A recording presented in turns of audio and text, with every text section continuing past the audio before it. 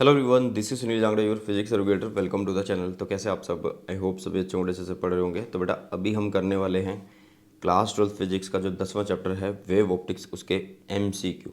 और इसके अंदर जो क्वेश्चन है वो एग्जाम्पलर के भी इंसर्ट किए गए हैं और दूसरे जो बाकी के पब्लिकेशन हैं उनके भी किए गए हैं बेटा, ठीक है। तो जो भी क्वेश्चन कराऊंगा बहुत ज़्यादा इंपॉर्टेंट होंगे एंड आप लोगों के कोर्स के अकॉर्डिंग ही करवाने वाला हूँ। मतलब जैसे पोलराइजेशन हमारे सिलेबस में नहीं है, तो पोलराइजेशन के जो एनसीईआरटी एग्जाम्पलर के क्वेश्चन है वो भी नहीं करवाए जाएंगे, ठीक है।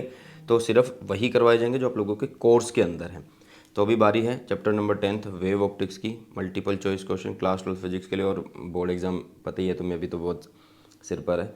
और मैं ये बोलूँगा कि अगर आप लोगों को कोई भी दिक्कत है तो आप टेलीग्राम चैनल सबसे पहले ज्वाइन कर लो, सुनील जंगड़ा सर के नाम से, जिसमें आप लोगों को फिजिक्स के रिगार्डिंग जितना भी कंटेंट है भाई साहब, फिजिक्स के रिगार्डिंग जितना भी कंटेंट है वो सभी का सभी यहाँ पे आप लोगों को फ्री ऑफ कॉस्ट मिलता है। चाहे वो नोट्स हो, ठीक है, वो चाहे पीडीएफ्स हो। पीडीएफ्स किसकी सर? जैसे मैं प्रीवियस ईयर क्वेश्चन मैंने आप लोगों को करवा दिए हैं तो उनकी पीडीएफ, एमसीक्यू मैं करवा रहा हूँ तो उनकी पीडीएफ सब आप लोगों को वहाँ पे मिलने वाली है, ठीक है। तो इसलिए यहाँ पे इसको ज्वाइन करना ज़रूरी है। और एक बात और कि अभी जैसे पेपर है तो आप सबको पता है कि यार मैं अलग अलग प्लेटफॉर्म, अलग अलग मीन्स अपने चैनल पे भी पढ़ाता हूँ, दूसरे प्लेटफॉर्म पे भी पढ़ाता हूँ, तो वहाँ पे भी मैं फ्री लाइव क्लास लेता हूँ।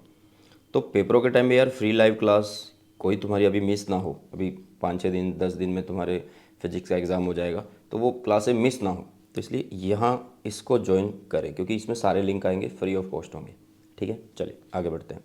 तो पहले क्वेश्चन की तरफ बढ़ते हैं बेटा जी। पहला क्वेश्चन क्या कहता है, देखो ये 10.2 है एग्जाम्पलर का क्वेश्चन, ठीक है। और क्यों ये 10.2 से शुरू किया, 1 क्यों नहीं किया? क्योंकि वो ब्रेविस्टर लॉ से रिलेटेड है और वो हमारे सिलेबस में नहीं है, ठीक है। चलो तो सबसे पहले देखिएगा इस क्वेश्चन में करना क्या है। Consider sunlight incident on a slit of width 10⁻⁴ A मतलब आंगस्ट्रॉम है, यहाँ पे थोड़ा मिस प्रिंटिंग है। The image seen through the slit shall क्या होनी चाहिए? इमेज जो है क्या होनी चाहिए? देखो यार सिंपल से एक बात बोली इसने कि जो लाइट है वो कहाँ से आ रही है, मतलब सनलाइट है वो, ठीक है। क्या है? सनलाइट है, किस पे गिर रही है? एक स्लिट पे गिर रही है और उसकी विड्थ कितनी है? 10⁻⁴ आंगस्ट्रॉम है, ओके। मतलब हम इसको ऐसे लिख सकते हैं कि 10,000 है। हाँ जी, हम इसको ऐसे लिख सकते हैं कि 10,000 आंगस्ट्रॉम है, ऐसे लिख सकते हैं, ठीक है। अभी ये किसकी विड्थ है बेटा? स्लिट की। और यहाँ पे ना अभी पहले हमें ऑप्शन पढ़ने होंगे कि ये पूछना क्या जाता है, ठीक है।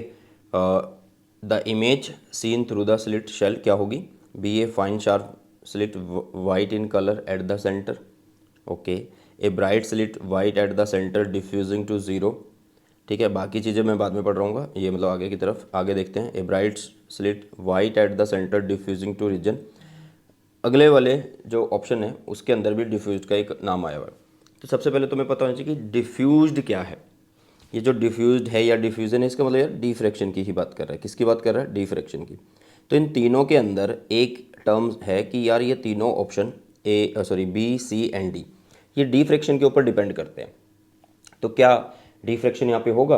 देख लेते हैं यार। देखो जब भी आप लोगों को बोला गया डिफ्रैक्शन, तो डिफ्रैक्शन के लिए तुमने पढ़ा भी होगा कि डिफ्रैक्शन के लिए क्या होता है कि जो विड्थ की स्लिट है मतलब ए, या तो वो लाइट की वेवलेंथ के बराबर हो, ठीक है, या तो वो लाइट की वेवलेंथ के बराबर हो या फिर उससे कम होनी चाहिए भाई, ठीक है। मतलब ये कुछ रिलेशन आप लोग बोल सकते हो, ऐसे बोल सकते हो, ठीक है। ओके बेटा, ठीक है। तो यहाँ पे कौन सी लाइट है? सनलाइट है। कौन सी लाइट है? सनलाइट। और सनलाइट के लिए जो वेव लेंथ होती है वो 4,000 आंगस्ट्रॉम से कितने होती है? 7,000 आंगस्ट्रॉम होती है, ठीक है। ये होगी। तो देखो यार वेव लेंथ मैक्सिमम कितना है? 7,000 है। विड्थ कितनी है? विड्थ कितनी है? ये है। अब देखो ये रिलेशन प्रूफ हो रहा है? नहीं हो रहा। ना तो ए बराबर है लेमडा के, क्योंकि ये 10,000 है ए, तो लेमडा मैक्सिमम कितना है? 7,000। और ना ए छोटा है, ए तो बड़ा है भाई साहब, मतलब होल जो है ना वो बड़ा है, उसके अंदर से जो लाइट जाएगी वो कैसे यार डिफ्रैक्ट होगी? तो डिफ्रैक्ट नहीं होगी, मतलब वहाँ पर डिफ्रैक्शन नहीं होगा। तो सिंपल सी बात है कि बी ऑप्शन, सी ऑप्शन और डी ऑप्शन नहीं होंगे, तो इसका मतलब लाइट सीधी जाएगी, बिल्कुल सीधी जाएगी, और वहाँ पे एक वाइट जो है पोर्शन कवर कर रही होगी, ऐसे आप लोग बोल सकते हो। या बोलोगे एक ज़्यादा लाइट वहाँ पे पहुँच रही होगी तो शार्प बोल दोगे, ठीक है। तो आप बोलोगे be a fine sharp slit white in colour at the centre. Clear हुआ? समझ आ रहा है कि किस तरीके से हुआ यार? आप लोगों को बस ये ऑप्शंस के थ्रू चलना है और देखना है यार डिफ्रैक्शन के लिए क्या कंडीशन हो सकता है कि जो स्लिट है वो या तो वेवलेंथ के बराबर हो, कंपेरेबल बोला जाता है ना, या तो वेवलेंथ के बराबर हो, इक्वल हो, या फिर वेवलेंथ से छोटा हो, ठीक है। अगर होल ही बड़ा होगा और उसमें से जाने वाली लाइट की वेवलेंथ कम होगी तो भाई फिर कैसे डिफ्रैक्शन होगा, नहीं हो सकता ना। तो आंसर आएगा आपका ए भाई साहब। कितना आने वाला बेटा, ए आंसर आने वाला है। नेक्स्ट क्वेश्चन की तरफ बढ़ते हैं। 10.3 consider a ray of light incident from air onto a glass slab of glass, जिसका रिफ्रैक्टिव इंडेक्स इन्होंने एन दिया है, of with d at an angle theta, the phase difference between the ray reflected by the top surface of the glass and the bottom surface is. देखो यार, सबसे पहली चीज़ है, ये जो क्वेश्चन है ना, ये जो क्वेश्चन है, इसके जितने भी ऑप्शंस दिए हुए हैं ये सारे के सारे गलत हैं। यहाँ पे जितने भी ऑप्शन दिए हुए हैं वो सारे के सारे यहाँ पे गलत है भाई साहब, ठीक है। तो सर फिर ये कैसे, फिर आप ये क्वेश्चन कैसे बोल रहे हो? तो इसका एक एग्जैक्ट अलग से आंसर आएगा, वो हम डिस्कस करेंगे। आप कहीं पे भी चेक कर लेना, यूट्यूब पे चेक कर लेना, गूगल पे चेक कर लेना, किसी बुक के सॉल्यूशन में चेक कर लेना, ठीक है भाई। तो ये आंसर नहीं होने वाले, ये आंसर नहीं होंगे, क्लियर है। तो एक नया आंसर आएगा, बट पहले क्वेश्चन को समझना कि क्वेश्चन क्या है। क्वेश्चन बोला जाता है कि आपको एक रे कंसीडर करनी है जो इंसिडेंट हो रही है एक एयर से, किसके अंदर, स्लैब ऑफ ग्लास के अंदर। तो इसका मतलब पहले हम एक स्लैब बना लेते हैं, ठीक है। क्या बना लेते हैं, पहले हम एक स्लैब बना लेते हैं। कुछ इस तरीके से मैंने स्लैब को बना लिया। अब यहाँ पे सबसे पहले क्या हो रहा है कि यहाँ पे हमारे पास एयर है, हमने बोला कि यहाँ पे एयर है भाई साहब, और ये हमारे पास ग्लास है, ठीक है। मतलब इसका रिफ्रैक्टिव इंडेक्स कितना है, एन है। इसका रिफ्रैक्टिव इंडेक्स कितना है भाई साहब, एन है। इतना समझ में आया, ठीक है। चलो अब आगे बढ़ते हैं। अब देखो ध्यान से, इन्होंने क्या बोला कि लाइट एयर से एंटर करेगी, कहाँ पे जाएगी, लाइट एंटर करेगी एयर से, कहाँ पे जाएगी, ग्लास मीडियम के अंदर जा रही है, ठीक है। सीधी बनाओ लाइन, बिल्कुल ग्लास मीडियम के अंदर जा रही है। अब जैसे ये लाइट यहाँ से ग्लास मीडियम के अंदर गई तो ये लाइट क्या होगी भाई, रिफ्रैक्ट होगी और साथ में रिफ्लेक्ट भी होगी। तो यहाँ पे ये चलेगी ऐसे, और कुछ लाइट होगी रिफ्लेक्ट, यहाँ पे चलेगी। ये तो क्वेश्चन तो यही है ना, क्योंकि वो क्या पूछ रहा है, वो पूछ रहा है, देखो फेस डिफरेंस पूछ रहा है किसके बीच में, रे रिफ्लेक्टेड टॉप सरफेस से और glass, top surface of glass and the bottom surface, कि भाई टॉप सरफेस से जो रिफ्लेक्ट हुई है वो, और जो बॉटम से रिफ्लेक्ट होगी, उनके बीच में क्या एंगल होने वाला है। तो यहाँ पे हमने बना दिया फिर से एक नॉर्मल, और यहाँ पे रे फिर से क्या हो रही है, रिफ्लेक्ट हो रही है ऐसे, ठीक है। पार्शियली तो कुछ ना कुछ रिफ्लेक्ट होगी ना भाई सब, ठीक है।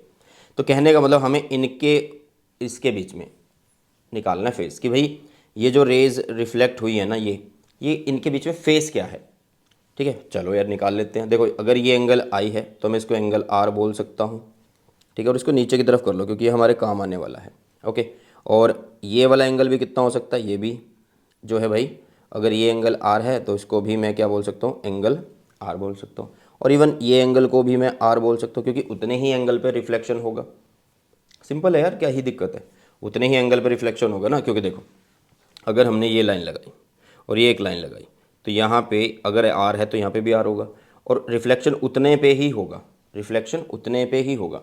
बट हमें इसके और इसके बीच का फेस देखना है। इस फेस को कैसे देख सकते हैं, ध्यान से देखना यार, फेस को कैसे देख सकते हैं। फेस क्या होता है कि जैसे कि आपको पता है कि टाइम पीरियड टी होता है, मतलब एक वेव जब कंप्लीट होती है, एक टाइम हम लेंगे टी, उसमें जो फेस आएगा वो कितना होता है, 2 पाई आता है। तो 1 में कितना आ सकता है भाई, 1 में आ सकता है 2 पाई बाय में टी आ सकता है, ठीक है। लेकिन हमें यहाँ पे एक चीज़ देखनी है कि यहाँ पे अब टाइम कितना ले, कितना टाइम ले भाई सब। देखो हुआ क्या कि यहाँ से रे जब यहाँ से यहाँ पे आई तो कुछ भी हम मान लेते हैं कि यहाँ पे जो टाइम है वो 0 है। अब रे कहाँ पे पहुँची, देखो यहाँ से रिफ्लेक्ट हो गई, टाइम t = 0 पे एक ऊपर वाली रे रिफ्लेक्ट हुई, फिर ये रे यहाँ से यहाँ पे पहुँची, फिर रिफ्लेक्ट होगी ना। तो हम इसके और इसके बीच का एंगल बता सकते हैं। तो इसका मतलब हमें यहाँ से यहाँ का जो टाइम है वो लिखना होगा। हम मान लेते हैं कि यार यहाँ से यहाँ का जो टाइम है वो डेल्टा टी है, यहाँ से यहाँ का जो टाइम है वो कितना है, डेल्टा टी है। हम ये मान लेते हैं क्योंकि यार यहाँ पे अगर t 0 है और यहाँ तक जाने में टाइम t लगा है, तो इस फेस, टाइम फेस को निकाल लेते हैं, टाइम डिफरेंस निकाल लेते हैं कि कितना है ये। तो इसका मतलब यहाँ पे डेल्टा टी के अंदर कितना फेस बनेगा, ये बनेगा 2 पाई/t इंटू कितना बनने वाला है आपका, डेल्टा टी बनने वाला है।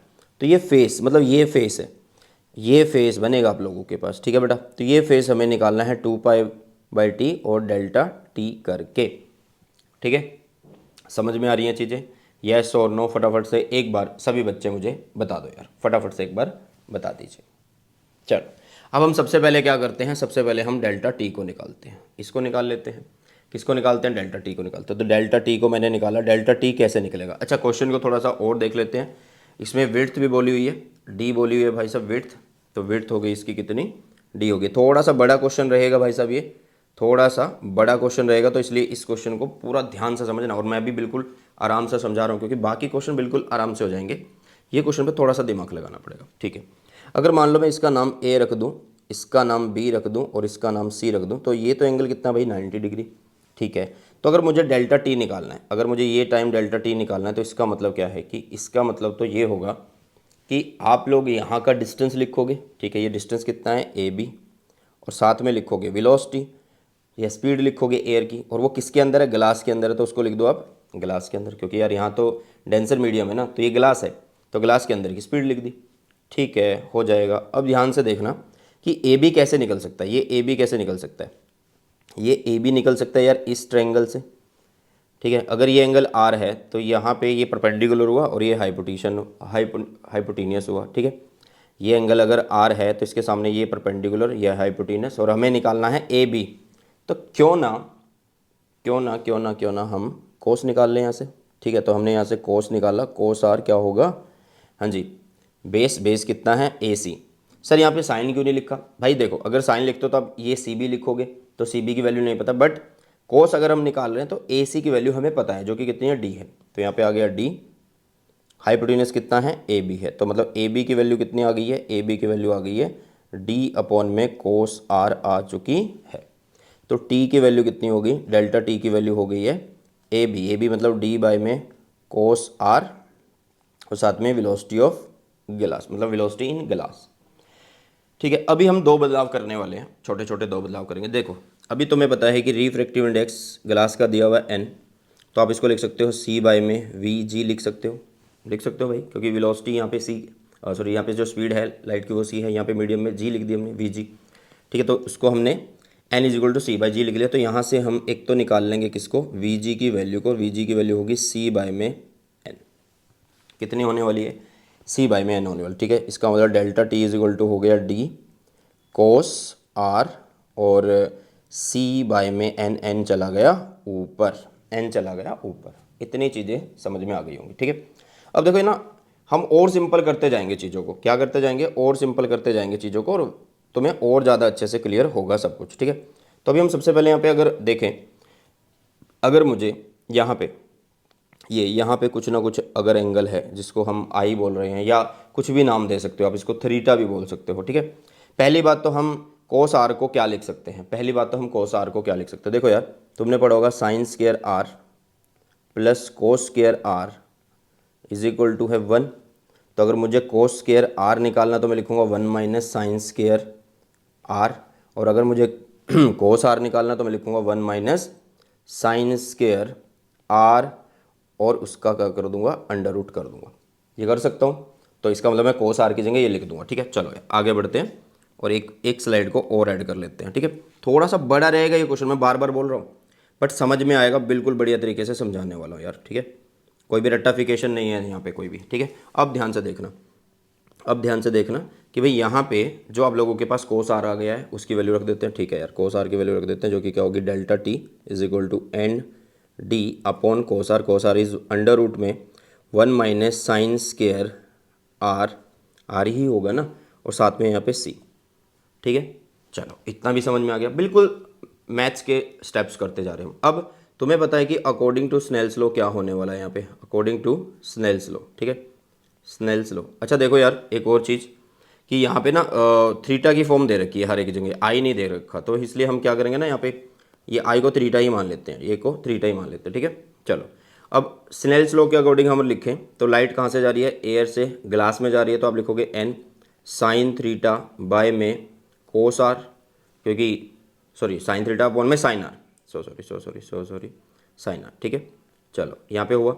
अब यहाँ पे देखो यार, यहाँ पे क्योंकि ये था, यहाँ से अगर एंटर कर रही है तो यहाँ से जा रही है, तो यहाँ पे ये इंसिडेंट एंगल अपॉन में रिफ्रैक्टेड एंगल, ठीक है, तो इसको हमने यहाँ पे लिख दिया। अब यहाँ से देखो इस पैराग्राफ के अंदर, सॉरी इस इक्वेशन के अंदर साइन आर है, तो साइन आर निकाल लो यहाँ से, तो साइन आर निकाल लेंगे, यहाँ से कितना बनेगा, साइन आर बनने वाला है भाई साहब कितना, साइन आर बनेगा साइन थीटा बाय में एन बनने वाला है, ठीक है। तो इसका मतलब साइन स्क्वेयर अगर मुझे लिखना है तो ये बन जाएगा साइन स्क्वेयर थीटा अपॉन में एन स्क्वायर बन जाएगा, ठीक है। तो यहाँ पे आएगा delta t is equal to n d upon under root में क्या है 1 माइनस साइन स्क्वायर का मतलब हो गया है साइन स्क्वायर थीटा अपॉन में एन स्क्वायर हो गया और यहाँ पे सी है। तो क्यों ना इसको ऊपर लिख दिया जाए, क्यों ना इसको ऊपर लिख दिया जाए भाई साहब, समझ रहे हो चीज़ों को, ठीक है। तो यहाँ पे हम लिख देते हैं delta t is equal to n d, यहाँ पे आ गया सी और इसको मैंने ऊपर लिख दिया, ये हो गया 1 minus sine square theta by में एन स्क्वायर के ऊपर 1/2 है। हाँ जी, फटाफट से एक बार मुझे सभी बच्चे बता दो यार, इतनी चीज़ें सभी को समझ में आ गई है या नहीं आई है? ठीक है, इतनी चीज़ें आ चुकी हैं। अभी तक हमने डेल्टा टी की वैल्यू निकाल ली, अब इसके अंदर पुट कर देते हैं। किसके अंदर पुट करेंगे भाई साहब? इसके अंदर पुट कर देते हैं, ठीक है। चलो इसको उठा लो, इसको उठा लो भाई, एग्जैक्ट फेस तो यही आएगा ना, क्योंकि अभी तो टाइम निकाला हमने, अभी तो हमने टाइम निकाला है, ठीक है, ठीक है। और कई बच्चों का ये भी डाउट होगा ना कि टाइम ही क्यों लिया, डेल्टा टी निकालने की जरूरत है, क्योंकि भाई ये रे तो यहाँ पर रिफ्लेक्ट हो चुकी है। जब ये रे यहाँ से जाके यहाँ से रिफ्लेक्ट हुई है ना, तो मतलब इनके बीच में और इनके बीच में तभी फेस आ सकता है जब ये वेव यहाँ से यहाँ तक जाने में जो टाइम ले रही है वो अगर हम निकाल लेंगे, मतलब कितना टाइम डिफरेंस है उनके बीच में, ठीक है। चलो अब देखो यार, अब हम क्या करेंगे, अब हम इसके अंदर पुट करेंगे अपनी वैल्यू को। तो delta phi is equal to हो गया 2 पाई, यहाँ पे आ गया टी, डेल्टा टी की वैल्यू कितनी आ चुकी है एन डी सी, और यहाँ पे आ चुकी है 1 minus sine square theta upon में एन स्क्वायर, और यहाँ पे है -1/2, यहाँ पे माइनस आएगा, ठीक है, क्योंकि ऊपर लिख दिया ना हमने। यस और नो फटाफट से एक बार बता दो यार सभी बच्चे की इतनी चीज़ें सभी को समझ में आई है या नहीं आई है? अब देखो यार, यहाँ पे जो टाइम है, टी कौन है, एक टाइम पीरियड है, क्या मैं इसको 1 बाई फ्रिक्वेंसी लिख सकता हूँ? हाँ जी, क्या टी जो है वो एक 1 बाई फ्रिक्वेंसी में लिख सकता हूँ? ठीक है सर, लिख सकते हो। और तुम्हें पता है कि जो सी होता है वो फ्रिक्वेंसी लैम्डा होता है, वो क्या होता है, फ्रीक्वेंसी लैम्डा होता है। इसका मतलब ये हुआ कि 1 बाई फ्रीक्वेंसी कितना होगा, लैम्डा बाई में सी होगा। 1 बाई फ्रीक्वेंसी क्या होगा, लैम्डा बाई में सी होगा। देखो 1 बाई फ्रीक्वेंसी लैम्डा बाई में सी, तो यहाँ पे हम टी की वैल्यू को कितना लिख सकते हैं, लैम्डा बाई में सी लिख सकते हैं। तो लिख दो यार, सारी चीज़ें आ गई हैं। Del phi is equal to 2 pi n d, नीचे यहाँ पे टी की वैल्यू कितनी हो चुकी है, लैम्डा बाई में सी, यहाँ पे पहले से एक सी पड़ा हुआ है, यहाँ पे हो गया 1 minus sine square theta upon में एन स्क्वायर जो कि रिफ्रैक्टिव इंडेक्स हो रही है -1/2। अभी लैम्डा से तो सी से तो सी कट चुका है, तो आपके पास फाई की जो वैल्यू आ रही है वो कितनी आ रही है, वो आ रही है ये वाली वैल्यू, इतनी वैल्यू आप लोगों के पास आने वाली है, ठीक है। तो सर इसका मतलब तो हमारा फेस आ जाएगा, बट आ गया है, लेकिन मैं आप लोगों को एक और चीज़ बता दूंगा यहाँ पे, थोड़ा सा और क्लियर करने वाला हूँ, ठीक है। इतना समझ में आ गया होगा। पहले तो मुझे फटाफट से एक बार सभी बच्चे बता दीजिए कि इतना सभी को समझ में आया या नहीं आया, यस और नो? हाँ जी, एक बार फटाफट से बताओ यार, इतना समझ में आया या नहीं आया? देखो ना, ये 2 पाई एन डी ये कहाँ से आए हैं सर, ये 2 पाई एन डी ये तो फेस के अंदर रखने से आते हैं ना। किसके अंदर रखने से आते हैं, ये फेस के अंदर रखने से आते हैं, 2 पाई बाई टी ये सब चीज़ें, ठीक है। चलो तो इतना भी समझ में आ गया। हाँ जी, फटाफट से एक बार कमेंट सेक्शन में कमेंट कर दो यार। 2 pi n d by lambda 1 minus sine square theta upon n, n is a refractive index, ये -1/2। तो देखो आप अपने ऑप्शंस के साथ मिला के देखो, एक बार आप अपने ऑप्शंस के साथ मिला के देखो इस चीज़ को, क्या ऑप्शन में ये आंसर आ रहा है, क्या ऑप्शन में ये आंसर आ रहा है कहीं? देखो यार एक बार फटाफट से मैं यहाँ पे पेस्ट भी कर देता हूँ, लो मिला के देखो, मिला के देखो कि फेस डिफरेंस आ रहा है इतना। भाई ये 1 है, 1 यहाँ पे साइन स्क्वायर थीटा, ये एन स्क्वायर है, चलो ये अंदर की टर्म्स तो फिर भी आ रही है, लेकिन -1/2, -1/2 हमारा तो -1/2 आ रहा है ना, हमारा -1/2 आ रहा है यहाँ तो भाई है ही नहीं 1/2, ये तो -1/2 है ही नहीं, ठीक है। और यहाँ पे 2 पाई है, यहाँ पे 4 पाई आ रहा है, लैम्डा आ रहा है, एन डी ये सब क्या है, नहीं हो रहा ना। तो इसका मतलब ये है, इसका मतलब ये है कि इनमें से तो हमारा आंसर नहीं है, लेकिन अभी भी हमारा नेट फेस नहीं आया भाई साहब, अभी भी हमारा नेट फेस नहीं आया।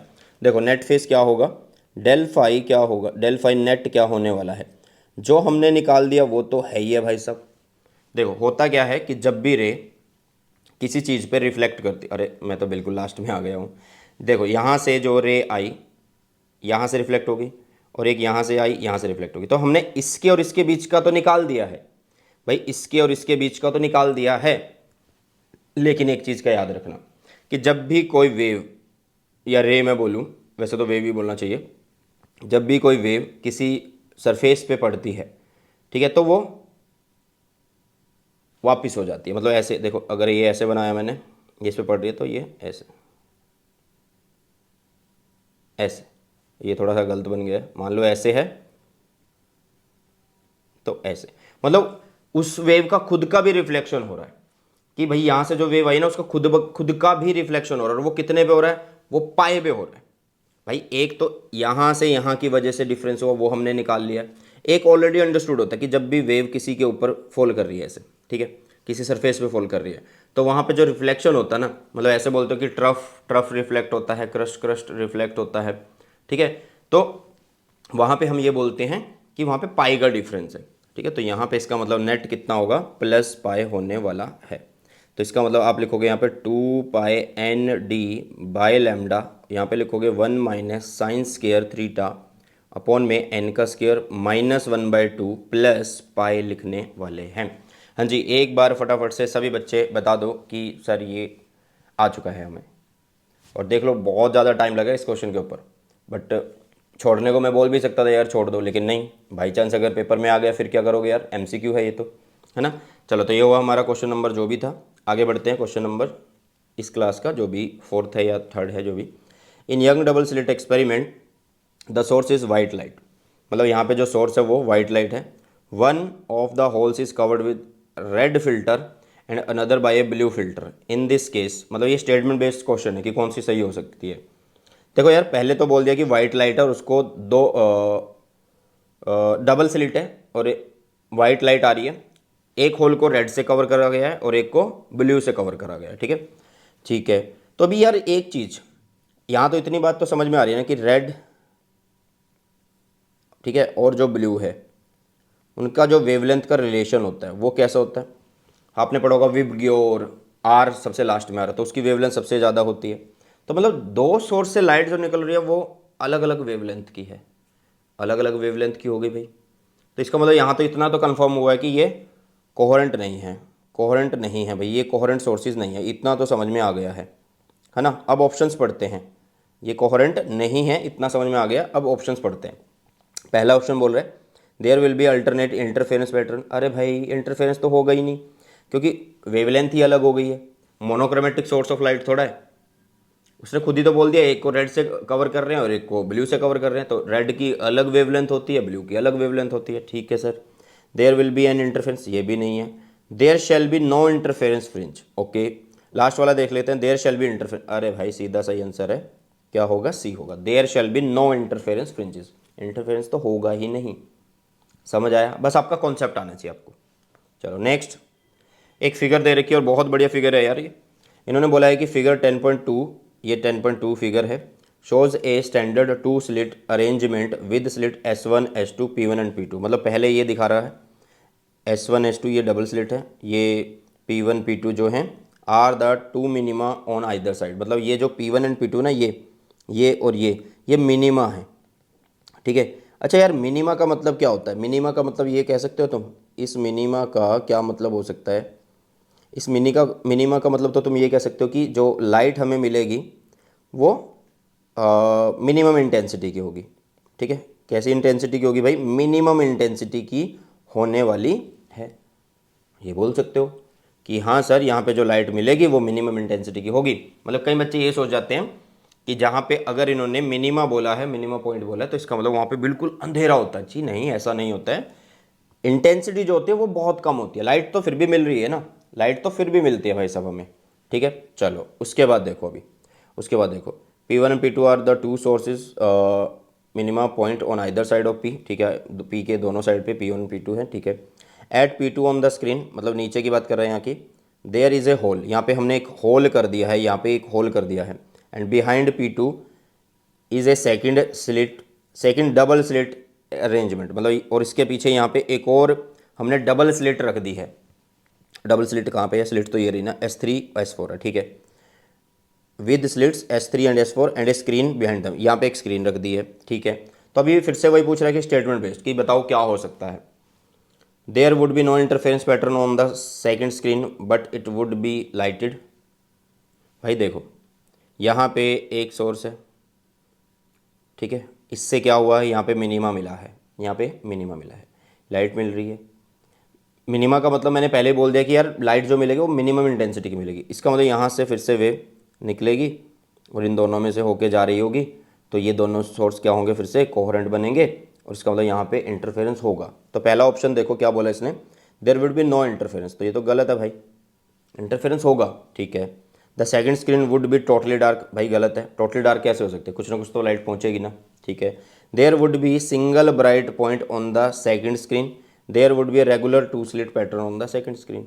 भाई जब कहीं से लाइट जा रही है, चाहे वो कम इंटेंसिटी की है, और उसके बाद वो दो सोर्स हैं S1 और S2, फिर उसके बाद स्क्रीन पे क्या बनाएगी, इंटरफेरेंस, रेगुलर पैटर्न ही बनेगा ना। वो इंटेंसिटी क्या रहेगी वो डजेंट मैटर, वो अलग चीज़ है। तो इसका मतलब ऑप्शन जो है हमारा लास्ट वाला ठीक है। There would be regular two slit pattern on the second screen, there would be a regular two slit pattern on the second screen बेटा, ठीक है। ये होगा इसका आंसर। नेक्स्ट, चलो अब एग्जाम्पलर के सारे क्वेश्चन खत्म हो गए बेटा, और जो हमारे पास एग्जाम्पलर के क्वेश्चन है वो सिंगल चॉइस वाले हम करा रहे हैं, मतलब जिनके एक एक ऑप्शन ठीक है। मल्टीपल वाला तो हमारे बोर्ड्स लेवल में नहीं आता ना, तो उनको हम नहीं छेड़ रहे हैं। चलो ये किसी दूसरी बुक से लिया गया है। Diffraction pattern is obtained by using a beam of red light, मतलब रेड लाइट को यूज़ करके एक डिफ्रैक्शन पैटर्न जो है वो ऑब्जर्व किया जाता है। What will happen if red light is replaced by blue light, कि बैंड डिसअपियर हो जाएंगे या bands become broader and farther apart and no change will take place and diffraction band become narrow and crowded together. देखो यार इन्होंने किसकी बात बोली है, सभी के अंदर बैंड्स के बारे में बात कर रहा है, मतलब उनकी विड्थ के बारे में बात कर रहा है। तो एक सिंपल सी बात है कि जो विड्थ होती है वो डायरेक्टली प्रोपोर्शनल होती है किसके, लैम्डा के। विड्थ डायरेक्टली प्रोपोर्शनल लैम्डा होती है, ठीक है। अब यहाँ पे पहले रेड लाइट है और बाद में किससे रिप्लेस किया गया, ब्लू लाइट से। तो इसका मतलब जो वेवलेंथ ऑफ किसकी, रेड लाइट की, वो ज़्यादा होगी एज़ कम्पेयर टू किसके, ब्लू लाइट के। तो इसका मतलब जो विड्थ हैं वो भी नैरो बनेंगी, क्योंकि देखो इसकी ज़्यादा है तो इसके जो भी मतलब इस लैम्डा से जो भी आप लोगों की विड्थ बन रही होगी वो बनेगी, लेकिन उससे कम लाइट यूज़ कर ली ना, वेवलेंथ उससे कम यूज़ कर ली, तो अब विड्थ कम वाली बनेगी, कम बनेंगे, छोटे पोर्शन बन रहे होंगे, विड्थ कम। तो इसका मतलब diffraction bands become narrow and crowded together, तो कम विड्थ के बनेंगे और पास में बन रहे होंगे ऐसा, ठीक है। तो बड़ा सिंपल सा था। Next, a laser light is considered to be coherent because it consist of, भाई सिंपल है इसका तो, coordinated waves of exactly the same wavelength की वजह से, ठीक है। Coherent sources, laser light is considered to be coherent because it consist of coordinate waves of exactly the same wavelength. चलो next, two coherent sources of different intensities and sends wave which interfere. Okay, मतलब दो coherent source हैं और वो अलग अलग intensity भेज रहे हैं, और उनका जो रेशो है किसका, मैक्सिमम टू मिनिमम का, वो कितना है। देखो मैक्सिमम टू मिनिमम का रेशो दे दिया है, कितना है, 25 है, मतलब यहाँ पे 25, नीचे हम 1 लिख सकते हैं, ऑटोमेटिकली अंडरस्टूड होता है वो। इंटेंसिटी ऑफ द सोर्सेज हमें निकालनी है, मतलब हमें I1 अपॉन में I2 निकालना है। तो इसका मतलब हमें ये A1 का स्क्वायर और A2 का स्क्वायर निकाल लेना है। तो सबसे पहले हमें पता है कि यार जो I मैक्सिमम होता है वो किसके बराबर होता है, वो एक सोर्स का एम्पलीट्यूड दूसरे का एम्पलीट्यूड उनके होल स्क्वायर प्लस होने के बाद, और A1 माइनस A2 का होल स्क्वायर, ऐसे होता है। तो इसका मतलब यहाँ से अगर मैं निकालूँ A1 प्लस A2 तो वो तो आ गया 5, और A1 माइनस A2 वो आ गया 6, सॉरी 1, क्योंकि देखो ना इसका अंडर रूट इधर आया, इसका अंडर रूट इधर आया, एक का तो एक ही होगा, 25 का 5 बनेगा, ठीक है। तो ये इसके बराबर, ये इसके बराबर। अब ध्यान से देखो ये इससे कट हो गया, तो 2A1 इज इक्वल टू हो गया 6, मतलब A1 की जो वैल्यू है वो आ चुकी है कितनी, 6 नहीं आई, A1 की तो 3 आएगी ना, A1 की तो 3 आएगी, ठीक है, 3 आ गई है। अब ध्यान से सुनना सभी बच्चे, अब ध्यान से सुनना, अब A1 आ चुका है 3, तो यहाँ पे पुट कर दो यार इसमें, तो A1 आ गया है 3 plus A2 is equal to कितना 5, तो A2 की वैल्यू कितनी हो गई 5 माइनस 3, तो A2 इज़ 2 हो चुका है, ठीक है। तो अब हमें यहाँ पे पुट कर देना है इन दोनों के ऊपर, ठीक है। तो I1 कितना हुआ, A1 का स्क्वायर, A1 का स्क्वायर मतलब 3 का स्क्वायर तो 9 हो गया, I2 की वैल्यू कितनी होगी, 2 का स्क्वायर तो 4 हो गया, तो 9/4 जो हमारा आंसर आने वाला है। कुछ भी नहीं है, बिल्कुल सिंपल से जो कॉन्सेप्ट्स हैं उनको हमने यहाँ पे यूज़ किया है, ठीक है। चलो आगे बढ़ते हैं। Next, spherical wave fronts emanating from a point source strike a plane reflecting surface, will there be any change in the shape of wave front immediately after reflection. देखो यार, यहाँ पे बोला कि स्फेरिकल वेव फ्रंट फॉल कर रही है किसी एक प्लेन वेव फ्रंट के ऊपर, प्लेन सरफेस के ऊपर। ठीक है, मान लो ये ऐसे फॉल कर रही है, जैसे ये पहली फॉल करी, फॉल इन द सेंस मतलब यहाँ पे ये प्लेन वेव फ्रंट है, यहाँ से गोल बन के वो जो रे वो आ रही है ऐसे गोलाई बन के, तो ये क्या होगी ना, यहाँ पे ये ऐसे रिफ्लेक्ट हो जाएगी, सेम सेम उसमें ही, इसी फॉर्म में रिफ्लेक्ट होगी। मान लो दूसरी आके रिफ्लेक्ट हुई है, गिरी है, तो वो भी ऐसे होगी। तो इसका मतलब यहाँ पे होगा क्या, they will remain spherical with the same curvature and same direction of propagation. Okay, same direction तो नहीं है क्योंकि पहले ये ऐसे आ रही थी, अब ये ऐसे जा रही थी। They will become plane wave front, नहीं प्लेन वेव फ्रंट तो नहीं बनेंगी क्योंकि स्फेरिकल ही बनने वाली है भाई साहब। ठीक है, क्या बनने वाली है, स्फेरिकल ही बनने वाली है। इसको आप ऐसे समझ सकते हो कि देखो जो भी कोई भी स्फेरिकल सोर्स है उससे लाइट निकल रही है, इधर लाइट निकल रही है। ठीक है, जब ये लाइट गिरेगी, ठीक है, ये लाइट गिरेगी तो कुछ ना कुछ रिफ्लेक्शन फिर से रेस कवर होगा, फिर से हम स्फेयर बना रहे होंगे। ठीक है, चलो आगे देखो, they will remain spherical with the same curvature but direction of propagation is reverse. बिल्कुल ये सही है, ये सही लग रहा है। लास्ट ऑप्शन भी पढ़ लेते हैं, कुछ अलग ना लिखा हो। They will remain spherical but with different curvature, नहीं सेम कर्वेचर रहेगा, कर्वेचर मतलब सेम गोलाई रहेगी, ये इतनी ऐसे ही, और दूसरे आते जाएंगे, ऐसे जाता जाएगा। ठीक है, तो तीसरा ऑप्शन जो है वो हमारा बिल्कुल सही है, आंसर होगा सी। कौन सा ऑप्शन होने वाला भाई, आंसर जो होने वाला सी होने वाला है। आगे बढ़ते हैं। Next, the phenomena which can not be explained by Huygen principle. तो हाइगन ने तो यार रिफ्लेक्शन भी प्रूफ किया था, रिफ्रैक्शन भी किया था, और डिफ्रैक्शन तो होता ही है। ओरिजिन ऑफ स्पेक्ट्रा नहीं था। ओरिजिन ऑफ स्पेक्ट्रा का मतलब आप इस तरीके समझो कि जब इलेक्ट्रॉन का ट्रांजिशन होता है हायर से लोअर स्टेट में, तो फोटोन निकलता है, वो एनर्जी निकलती है, मतलब फोटोन निकलता है, कोई एक पर्टिकुलर फ्रीक्वेंसी होती है, मतलब वहाँ पे जो स्पेक्ट्रम बन रहा होता है उसको नहीं बता पाए थे, तो ओरिजिन ऑफ स्पेक्ट्रा। ठीक है, ओरिजिन ऑफ स्पेक्ट्रा को एक्सप्लेन नहीं कर पाए थे कौन, हाइगन प्रिंसिपल। नेक्स्ट, चलो अच्छा भी है, और हाइगन कॉन्सेप्ट ऑफ सेकेंडरी वेव क्या बताता है, allows us to find the focal length, नहीं भाई, is a geometrical method to trace a wave front. हाँ, जो हाइगन कॉन्सेप्ट है वो सेकेंडरी वेव वाला, वो क्या है भाई, प्राइमरी दिया हुआ है, उसके ऊपर छोटे छोटे वेवलेट्स होते हैं, उनको वाइब्रेट कराते हैं हर एक डायरेक्शन में, फिर हम उनको बनाते हैं, उनका वाइब्रेट कराने के बाद उनका एनवलप बनाते हैं, सेकेंडरी बन जाता है। इसी तरीके से हम आगे भी बना सकते हैं। तो वो ट्रेस कर रहे हैं, हम किसको ट्रेस कर रहे हैं, वेव फ्रंट को ट्रेस कर रहे हैं। ठीक है, next, the phase difference between two lights waves reaching at a point π/2, what is the resultant amplitude if the individual amplitude are this. मतलब एम्पलीट्यूड तुम्हें दे दिए हैं 3 है, एक का, दूसरे का एम्पलीट्यूड दे दिया तुम्हें 4 है। ठीक है, वो तुम्हें बोलोगे इनके बीच में जो फेस है वो π/2 है, तो तुम्हें पता है यार रिजल्टेंट का जो फॉर्मूला होगा वो क्या होता है, रिजल्टेंट का फॉर्मूला होता है a² plus b² plus 2ab cos phi मतलब π/2।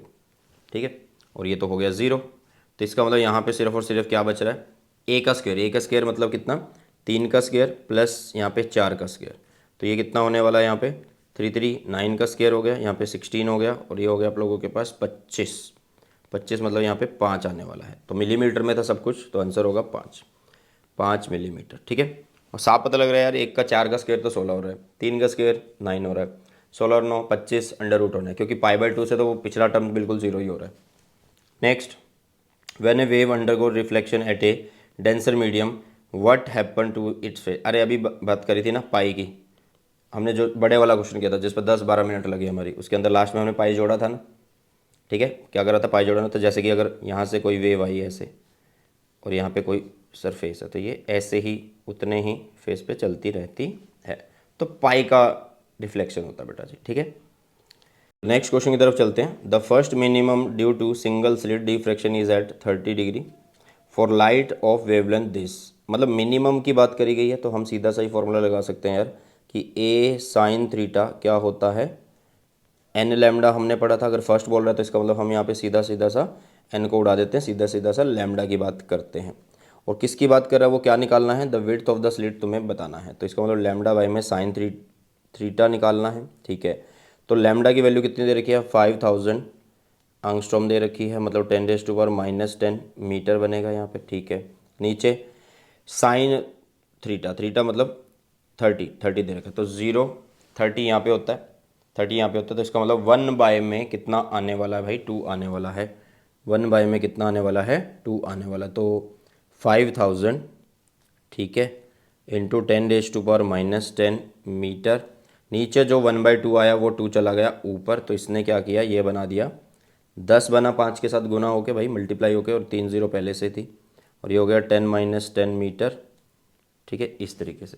तो क्या इसको हम अब जैसे मीटर है तो सेंटीमीटर में भी बना सकते हैं, सेंटीमीटर में बना सकते हैं क्योंकि सारे सारे आंसर सेंटीमीटर में है। तो इसका मतलब ये जो 10,000 है, ये जो 10 - 10 मीटर है, इसके साथ मैंने 100 मल्टीप्लाई कर दिया सेंटीमीटर में बनाने के लिए, सेंटीमीटर में बनाने के लिए। ठीक है, तो यहाँ पे कितनी जीरोज हो गई हैं, 1 2 3 4 5 6 जीरो हो गई हैं। बट हम इसको ऐसे करते हैं ना भाई, 5 जीरो को कट कर लेते हैं, एक 10 को रखते हैं ऐसी का ऐसी। ठीक है, एक को बना दिया 10⁻5 और एक हो गया 10⁻−10 पहले से है, तो इसका मतलब ये बना 10⁻−10 इंटू 10⁻−5 सेंटीमीटर। सो आंसर तो ये हो गया, बी हो गया बेटा जी। ठीक है, तो ये थे हमारे आंसर, मतलब क्वेश्चन आज के, और मोस्ट इंपॉर्टेंट क्वेश्चन मैंने आप लोगों को कवर करवा दिया बेटा। बाकी तो यही है कि आप इसका वन शॉट देखो, ऑलरेडी अपलोडेड है, नोट्स ऑलरेडी अपलोडेड है, टेलीग्राम पे जाओ, सब कुछ मिलने वाला है तुम्हें। ठीक है, तो बस इसी तरीके से हम बाकी के एमसीक्यू भी जो हैं वो बहुत जल्द कवर कर देंगे, मतलब इस वीडियो के बहुत जल्द साथ में ही आ जाएंगे बस। ठीक है, चलो यार, तो बस पढ़ो, मैं तो यही बोलूँगा, और मैं आप लोगों के साथ हूँ, 70 आउट ऑफ 70 लेके आएंगे। चलिए, सो बाय, टेक केयर, जय हिंद, वंदे मातरम।